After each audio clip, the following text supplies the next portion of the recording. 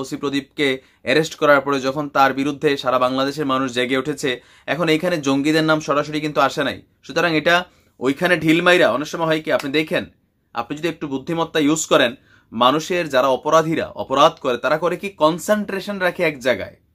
থাকে না হিন্দি ছবিতে দেখেন যে একটা ছবি দেখছিলাম, কইছে আজকে অমুক ঘুষখুরে তুল্লা নিবে, সবাই অমুক ঘুষখুরের পিছনে, কিন্তু নায়ক অক্ষয়, গাব্বার সিং মনে হয় ছবিটার নাম, সে তুল্লা নিচে দেখা গেছে আরেক ডিপার্টমেন্টের আরেক ঘুষখুরে। কেন? যেন সবার কনসেন্ট্রেশনটা একটা দিকে ঘুরানো হয়। আমি বিশ্বাস করি যে এই ধরনের যেই চিঠিগুলা, সেগুলোর পিছনে কোথাও না কোথাও ওসি প্রদীপ এবং তার ঘটনাগুলাই জড়িত।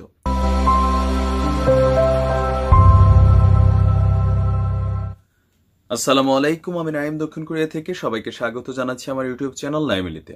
যদি ভালো লাগে তাহলে সাবস্ক্রাইব, আর যদি ভালো না লাগে দেখতে থাকুন, দেখতে দেখতে ভালো লাগা ভালোবাসা হয়ে যাবে ইনশাল্লাহ। দর্শক, বাংলাদেশে আসলে কি চলছে সেটা বাহির থেকে বোঝা কিন্তু খুবই কষ্টকর। ভেতরে ভেতরে আপনি দেখবেন যে অনেক কিছু গোছগাছ চলছে। তো হঠাৎ করে এই গোছগাছগুলা কেন? যে এই গোছগাছ চলছে প্রত্যেকটা কেন্দ্রীয় কারাগারে। বাংলাদেশে যতগুলো কেন্দ্রীয় কারাগার আছে, আপনার বিভাগ ভিত্তিক বা জেলা ভিত্তিক প্রত্যেকটা কেন্দ্রীয় কারাগারে হঠাৎ করেই যেন একটা অতিরিক্ত সতর্কতা।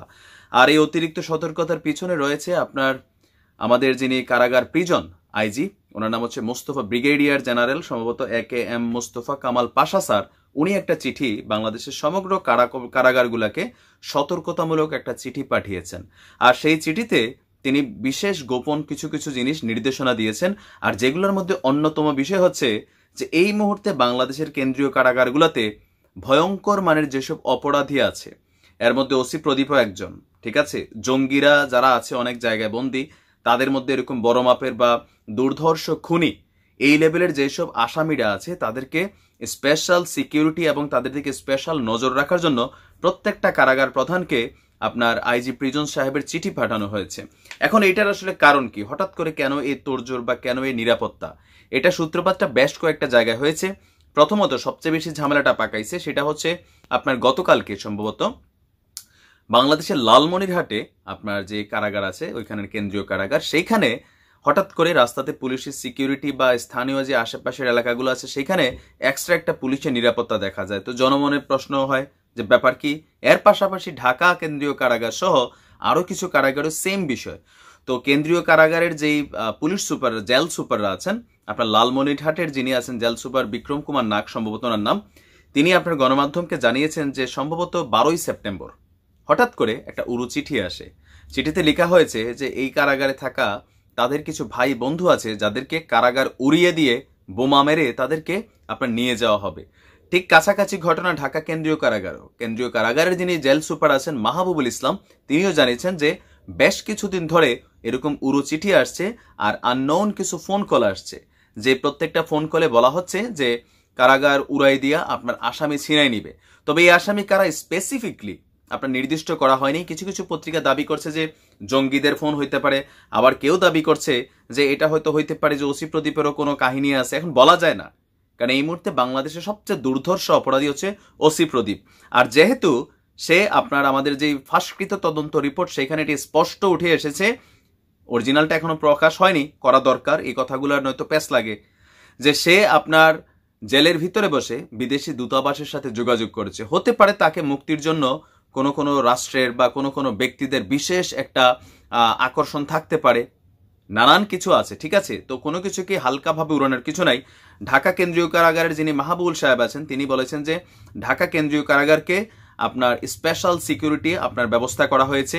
তারা 8 সদস্যের স্ট্রাইকিং ফোর্স আপনার গঠন করেছেন, একজন ডেপুটি জেলার, তারপর হচ্ছে একজন প্রধান কারারক্ষী সহ আরো 5 জন কারারক্ষীর সমন্বয়ে এই টিম।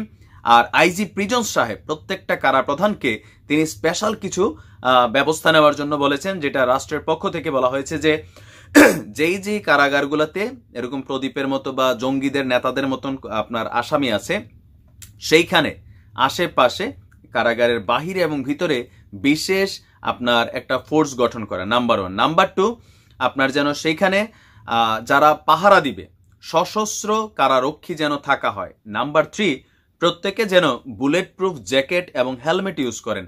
নাম্বার 4, যে আপনার প্রত্যেকে যেন তারা একে অপরের সাথে কমিউনিকেশন করার জন্য আধুনিক যন্ত্রের ব্যবহার নিশ্চিত করেন। নাম্বার 5, যে কোনো মানুষ যদি কারাগারে ঢুকে আর বের হয় তাকে মেটাল ডিটেক্টরের দ্বারা আপনার তাকে তল্লাশি নেওয়ার জন্য সেখানে কিছু নির্দেশনা আছে। এছাড়াও আপনার কারাগারগুলোর ভিতরে যেই সব কারাগারগুলোতে আপনার কি বলা হয় যে নিরাপত্তা ঘটিত বিষয়গুলা একটু দুর্বল আছে, যেমনটা আমরা বলেছিলাম লাস্টে যে আপনার কি বলা হয় যে আমাদের বড় একটা কারাগার, কি যে নামটা ভুলে গেছে, আমি নিউজ করছিলাম, খেয়াল থাকার কথা আপনাদের, সম্ভবত গাজীপুরে সম্ভবত আমাদের ওই কারাগারটা, সরি, ওই কারাগার থেকে একজন আসামি যখন ভাইগা গেছিল দিনে দুপুরে, পরবর্তী সময় ইনভেস্টিগেশনে কি আসলো যে ওইখানের 42টা সিসিটিভির মধ্যে 27টাই আপনার অকেজো। তো সেই কারণে আইজি প্রিজন সাহেব প্রত্যেকটা কারাগারকে নির্দেশ দিয়েছেন যে সিকিউরিটির জন্য আপনার তথ্য প্রযুক্তির যে ব্যবহার আছে বা এগুলাকে যেন কনফার্ম করে। হ্যাঁ, আমার মনে হয় যে সিসিটিভি গুলো অ্যাক্টিভ কিনে একটু দেখা দরকার, কারণ বাংলাদেশে বড় কিছু ঘটাই দিতেও পারে, অস্বাভাবিক কিছু না। হঠাৎ করে সীমান্তে মিয়ানমার সেনাদের জড়ো হওয়া, ওসি প্রদীপের মানে তদন্ত রিপোর্টে যেটা আসলো সেটাও খুবই ভয়ঙ্কর। তারপর হচ্ছে থার্ড হচ্ছে আচমকা এই চিঠিগুলো, আমাদের প্রশাসনের কনসেন্ট্রেশন যখন একদিকে থাকবে ওইখান দিয়ে গোপনে দেখবেন নাই, তারপরে আমরা হাই হাই করবো। বাট আমি বিশ্বাস করি আমাদের র্যাবের যারা তদন্ত টিম আছেন তারা নিশ্চয়ই যথেষ্ট চৌকস থাকবেন। আর চট্টগ্রাম কারাগারে স্পেশাল সিকিউরিটির ব্যবস্থা করা হয়েছে, যেহেতু ওই মুহূর্তে ওসি প্রদীপ চট্টগ্রাম কারাগারে আছে। এছাড়াও ডিআইজি প্রিজন যেটা বলেছেন যে প্রত্যেকটা কারাগারের যে অস্ত্রাগার আছে, প্রত্যেকটা কারাগারে স্পেসিফিক একটা অস্ত্রাগার আছে যেখানে কারারক্ষীদের অস্ত্রগুলো জমা থাকে, সেই অস্ত্রাগারগুলো তো বিশেষ জোরদার নিরাপত্তা যেন দেওয়া হয়।